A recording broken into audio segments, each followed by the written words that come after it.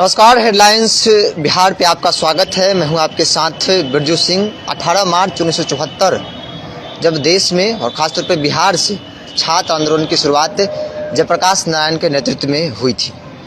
सालों तक चला। उस दरमियान इमरजेंसी जैसे आपातकाल जैसी स्थिति देश ने देखा, चूँकि बड़े पैमाने पर छात्र आंदोलन जो है बिहार समेत पूरे देश में चला। एक स्थिति फिर से बिहार से शुरू हुई है, जो आरआरबी एनटीपीसी एग्ज़ाम में धांधलियों को लेकर छात्र सड़कों पर उतरे, रेल का जाम किया, कई जगह पे आगजगी भी हुई। बिना इसलिए बड़ा माना जा रहा है इस आंदोलन को क्योंकि कोई पॉलिटिकल कनेक्शन नहीं है। इतने बड़े पैमाने पर बिहार ही नहीं, अब उत्तर प्रदेश के कई जगहों पर इस तरह की तस्वीर देखने को मिल रही है। आंदोलन के बाद सरकार की भी पहल हुई, तमाम मुद्दों पर जानेंगे। उसमें कई शिक्षक, बिहार के जो शिक्षक है उन पे एफआईआर भी हुआ, कई कोचिंग संस्थान पे एफआईआर हुआ। शिवानंद तिवारी है राजद के वरिष्ठ नेता। कई आंदोलन को आपने देखा है, छात्र आंदोलन 1974 को भी देखा आपने। जो सरकार ने जो पहल की है, कृषि कानून की बात कर ली जाए, जब आंदोलन हुए, लोग मरे, तब जाके सरकार की नींद खुली। फिर छात्र सड़कों पर उतरे, आगजगी हुई, फिर सरकार की नींद खुली। देखिए, बेरोजगारी की समस्या हम लोगों के देश में बहुत प्रचंड है, बहुत ही प्रचंड है, बहुत चिंताजनक हालत है। बिहार में आप देखिएगा तो आधी से अधिक आबादी यहाँ 25 वर्ष के नीचे है। बिहार की का 65% आबादी जो है वो 35 वर्ष से कम है। हम लोगों के यहाँ ये माना जाता है कि 15 वर्ष से लेके 55 वर्ष के उम्र तक के लोग जो है वो माने काम करने की उम्र है। तो आप देखिए कि 65% से अधिक लोग 35 वर्ष से नीचे है। मतलब यहाँ जो है देखा जाए तो लगभग 75%, 80% लोग जो है काम करने के उम्र में हैं और उनको काम नहीं मिल रहा है। आपको 2014 में जिस समय नरेंद्र मोदी जी प्रधानमंत्री का अभियान चला रहे थे, उस समय उन्होंने कहा था कि हर वर्ष हम 2 करोड़ नौजवानों को काम देंगे, और उसका नतीजा ये निकला कि नौजवान दीवाना होकर के उनके लिए हर सभा में मोदी मोदी मोदी का नारा लगाते थे। इतना दिन हो गई सरकार बने हुए, 7 साल के लगभग हो गया, पूरा हो रहा है। कभी अब रोजगार के बारे में कोई चर्चा होती नहीं है।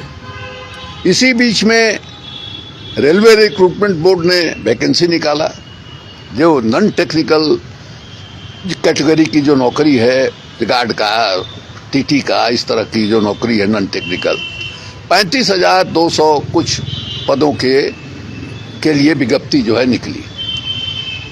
आवेदन कितने लोगों ने किया?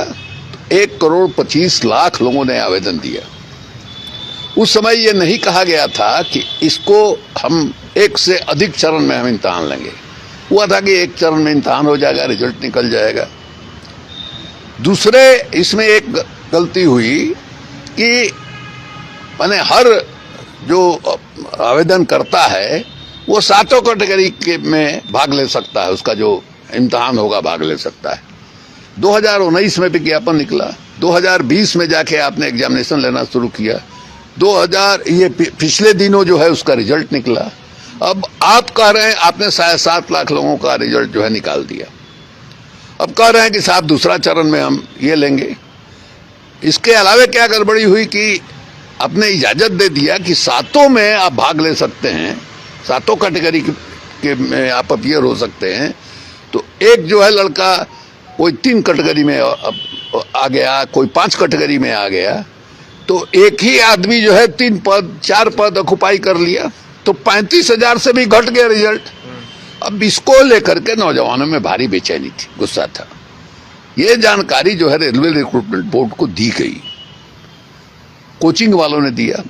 अब कोचिंग वालों के साथ क्या दिक्कत है? कोचिंग वाले जो है लड़कों को नौकरी के लिए एग्जाम में बैठने के लिए तैयारी करते हैं। बहुत सारे लड़के हैं, गरीब घर के लड़के हैं, जिनको फ्री में उनको पढ़ाना पड़ता है। उनकी हालत देख करके एक रिश्ता जो है लड़कों के साथ, जो पढ़ाने वाला है और जो पढ़ने वाला है, उसके बीच में एक रिश्ता बन जाता है। इन लोगों ने देखा, ये लोग सुन रहे थे कि हाँ भाई लड़कों में किस तरह से बेचैनी है। लड़का बार बार इन लोगों से बात करता था। इन लोगों ने आरआरबी को जाकर के बताया कि देखिए इस तरह की हालत है, आप इसको इस तरह से सुधारिए। कोई सुनवाई नहीं हुई। ये चेतावनी दे दिया था कि लड़कों के अंदर बेचैनी है, और लड़के जो है कुछ भी कर सकते हैं, कोई सुनवाई नहीं हुई, अंत में देख लीजिए। और सबसे जो माने इसमें अनूठी बात यह है कि इसका कोई संगठन नहीं दिखाई दे रहा है, इसका कोई नेता नहीं दिखाई दे रहा है, इसके पीछे कोई पॉलिटिकल पार्टी या पॉलिटिकल ऑर्गेनाइजेशन नहीं दिखाई दे रहा है। और इतने बड़े व्यापक ढंग से ये हो गया, और सिर्फ बिहार तक ही सीमित नहीं रहा। बिहार के बाहर इलाहाबाद में भी ये स्थिति पैदा हुई, मुगलसराय में भी ये स्थिति पैदा हुई, और बिहार के कई शहरों में दिखाई दिया। उसके बाद जो है रेलवे ने धमकी दिया कि जो लोग इस तरह से उपद्रव कर रहे हैं इनको आजीवन जो है रेलवे में नौकरी नहीं मिलेगी। अखबार में कल छपा।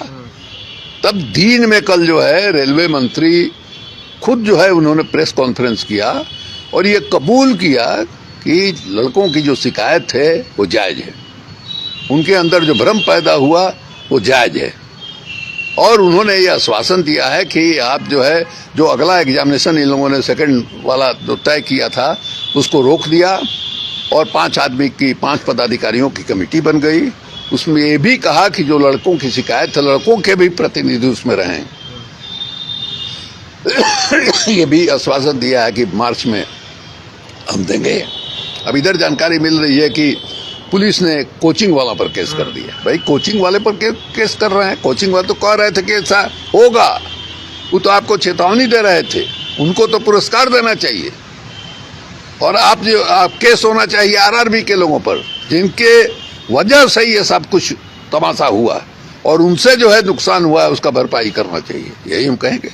नहीं, बात के कोचिंग संस्थानों की, तो एक नाम खान सर का भी है, शायद आप जानते होंगे, उनको लेकर भी काफी चर्चाएं हैं। नहीं जानते हैं कौन है क्या है, हम नाम लेके हम नहीं कह रहे हैं, जनरल कह रहे हैं कि भाई कोचिंग वाले, अब जो भी हो, खान हो या पान हो या कोई हो, ये तो गलत है ना। मान कि अब अरे भाई हमने कह ही दिया कि गलत होगा, हमने तो कहा कि आरआरबी पर मुकदमा कीजिए, अब उसमें कौन सी आप ये किए बोले ना हम। चलिए, शिवानंद तिवारी थे जिन्होंने साफ तौर पे कहा है कि कोचिंग वाले पर जिन पे एफआईआर हुआ है उन्हें तो अवार्ड देना चाहिए, क्योंकि लगातार ये 1-2 दिन की बात नहीं है। पहले भी ट्विटर पर ट्रेंड कराया गया, तकरीबन 8-9 मिलियन जो लोग हैं, बच्चे हैं, उन्होंने ट्विटर पे लिखा। उसके बाद जब सरकार उनकी बातों को नहीं सुनी, अंततः उन्हें सड़कों पर आनी पड़ी, रेल चक्का जाम करना पड़ा। इस खबर में इतना ही। देखते हैं लाइन्स बिहार। नमस्कार।